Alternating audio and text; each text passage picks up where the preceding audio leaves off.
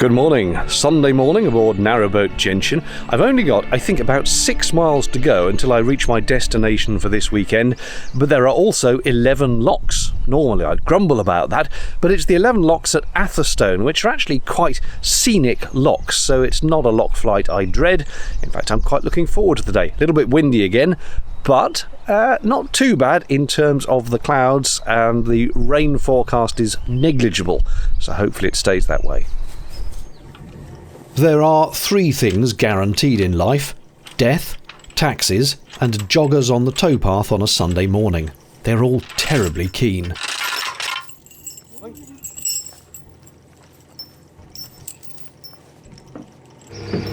And walkers too, who demonstrate nicely the typical speed of a canal boat. This narrowing used to be a swing bridge, the remains of which you can still see in the ground.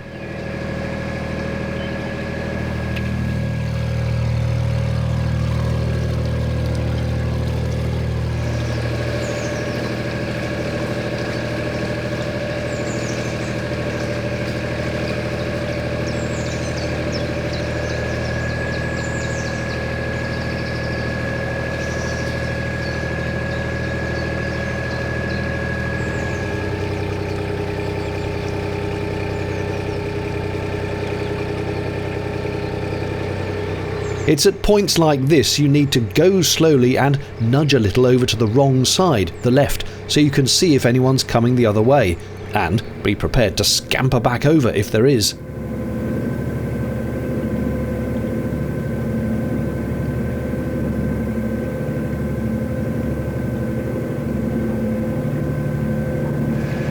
The little village of Grendon has its church just visible through the trees. Gren means green, and Grendon, small green valley apparently. The whole village was once owned by the niece of William the Conqueror. It is certainly very green. There's a dry dock here where boats can have painting and repairs done. The way it works is that the dock starts full of water and the boat drives in, then planks are dropped across the entrance to block it off and the water is pumped out, so the boat sits in the dry while any work is done. Once finished, the planks are removed one by one and the boat floats back out.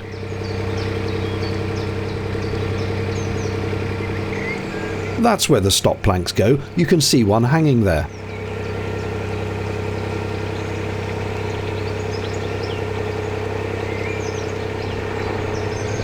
Once upon a time, this was a boat.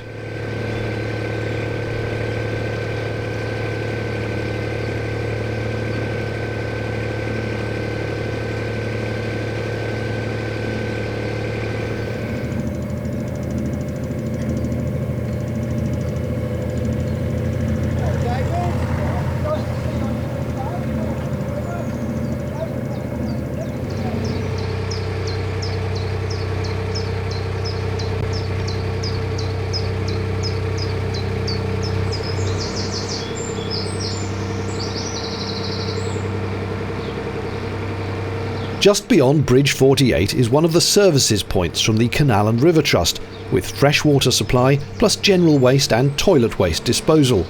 Just stop and moor on these bollards, then move off as soon as you're done. It's funded by the annual boat licence fee we have to pay.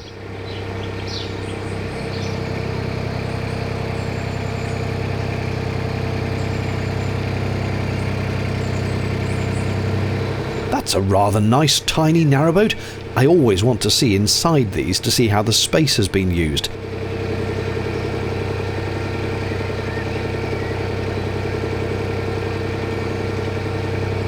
I approached Atherstone Locks and complimented this chap on his optimistically painting the roof with the threat of rain. He was confident it would be fine.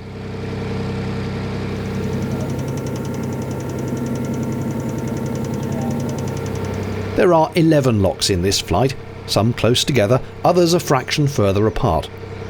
I could see a boat coming down, which meant the lock would be set for me when they emerged.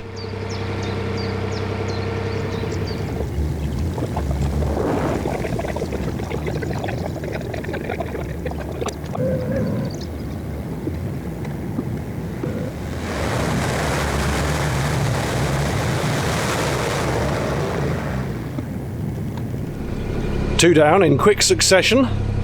It's a good start. There's quite a long pound between locks 10 and 9, which can be a splendid place to moor, though the leaks through those lower locks can make the water level here drop substantially.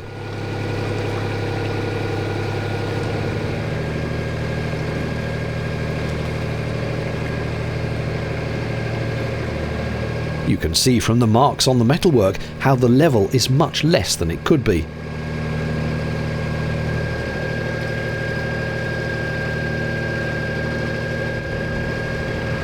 Another boat, this time a well-crewed hire boat, was descending in Lock 9, which once again meant I could breeze straight in as soon as they were done.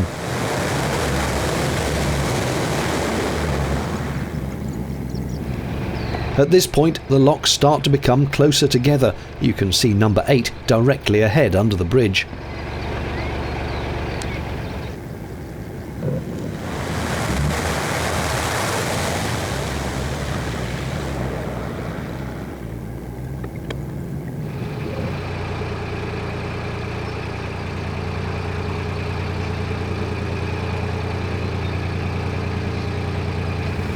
At Lock 7 I had lovely chats with other boaters who were kind enough to help me through. That is something you tend to find when canal boating. The locks, being so slow to fill or empty, are an excellent place for a general natter. Immediately after Lock 7 there's a wharf to the right.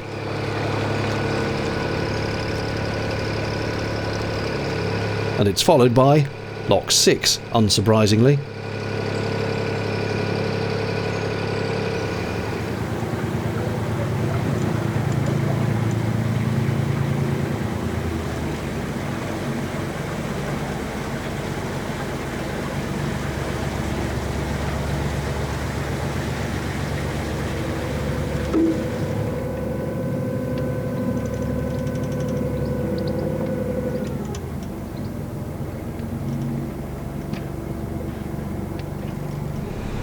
Six down, 5 to go. There are apparently lock keepers on at the top, serving locks probably 1, 2, 3, maybe 4 if we're lucky. Also apparently a broken down boat on one of the lock landings, which could make things awkward. Let's find out. And another boat's just launched off these moorings ahead of me, going the same way, so I will now have to wait while they go through all the locks ahead of me, and that means of course empty all the locks out as they go. Ah well, it's part of the fun. Sun's back out again. We had a brief spattering of rain. Knowing there was another boat coming up right behind me, and that one with 2 persons aboard, I was frantically trying to do the locks as swiftly as possible so as not to hold them up, even though they said they were very chilled about it and not to worry. Good thing too, because at Lock 5 not only was that other boat going up, but another coming down, so there was quite the wait. Helping things along though was a very cheerful lock keeper who I had another good chat with. Heading immediately to Lock 4 saw me and another boat pass. This was great, as the lock was open and waiting for me.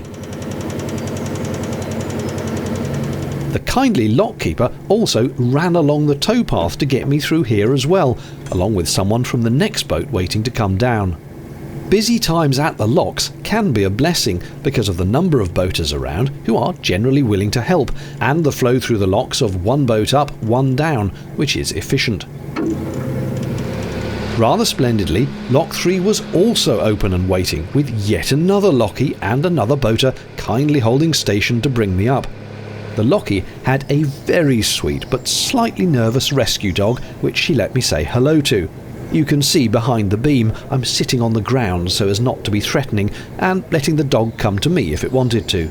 Truly, I was blessed that day. Many open locks, nice people, and a dog to say hello to. Just 2 left, and a lockkeeper again, waiting to help. This has been a breeze. And wouldn't you know it, that lockkeeper, like the earlier chap, went ahead to Lock 1 as well, so I was eased through the final hurdle with no bother. And that was despite the lockie wanting to clock off for his lunch, so that was very kind.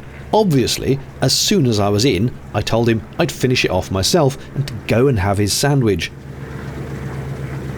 He still came back to open the top gate for me, snack in hand. They're nice people at Atherstone Locks.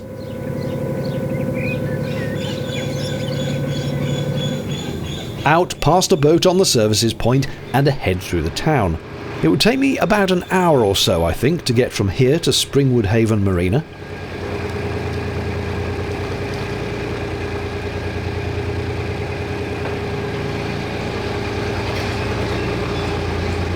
They've very pretty gardens along here, although, as I've mentioned before, someone has that most vile of evil inventions, the wind chime, hung up, a non-stop cacophony of tinnitus for the ears and brain. I loathe wind chimes. This was mid-June, by the way, the height of summer, as you can probably tell. Yes, that was a while ago now, but I have so much footage from this whole trip, it is taking a while to edit and broadcast.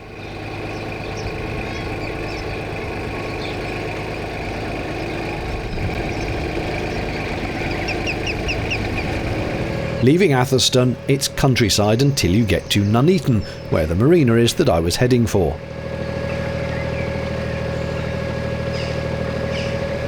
And on a sunny day, it's a beautiful bit of cruising.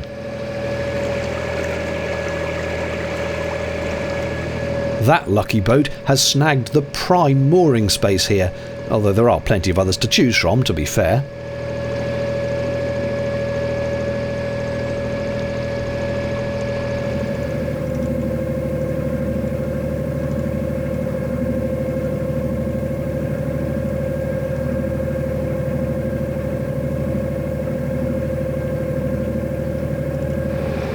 For reasons I don't understand, an awful lot of the work the Canal and River Trust do is subcontracted to a company called Rothen Group, and you see lots of their boats dotted around the system.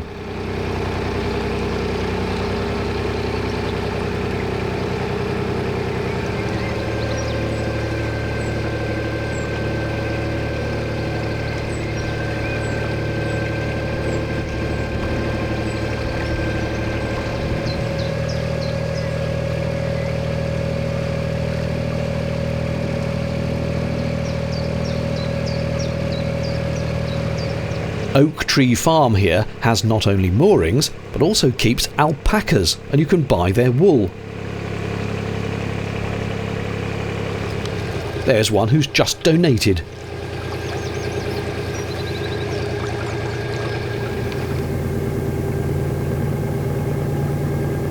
The effort birds put into nesting is amazing. Look at this industrious moorhen.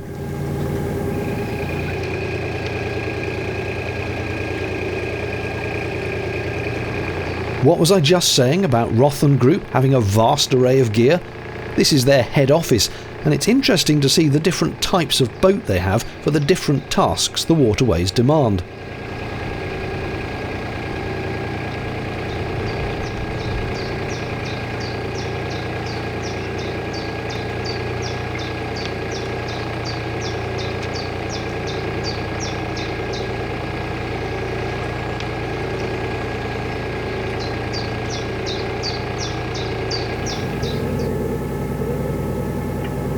You know how people with original Volkswagen Beetles used to wave at each other when they passed? I feel the same with owners of sea otters, a weird common bond just by owning the same type of boat.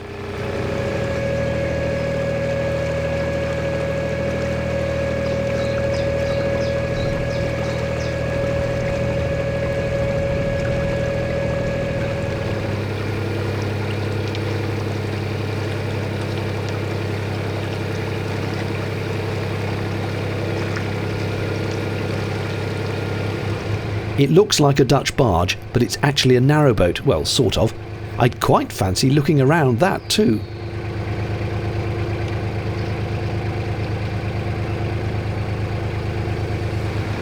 Here's the Canal and River Trust's own workshop and yard at Harts Hill.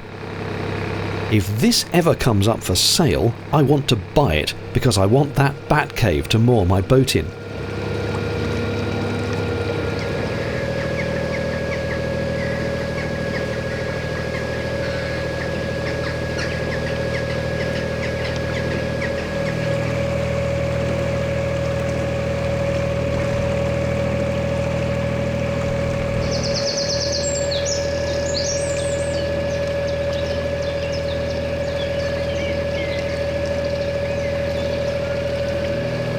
Plenty of great spaces to moor along here, and vast panoramic views.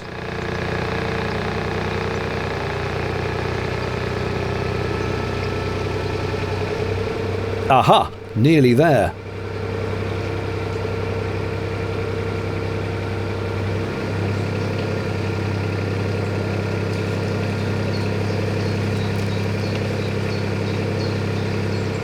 Just the small matter of avoiding a sunken boat on the towpath side. Such boats do get removed eventually, but it can be a slow process for all kinds of reasons: technical, logistical and legal. But this was where I'd be leaving the boat for another 3 weeks until early July, so I pulled up outside the office and went to see where they wanted me to park. Thanks for watching. Cheerio.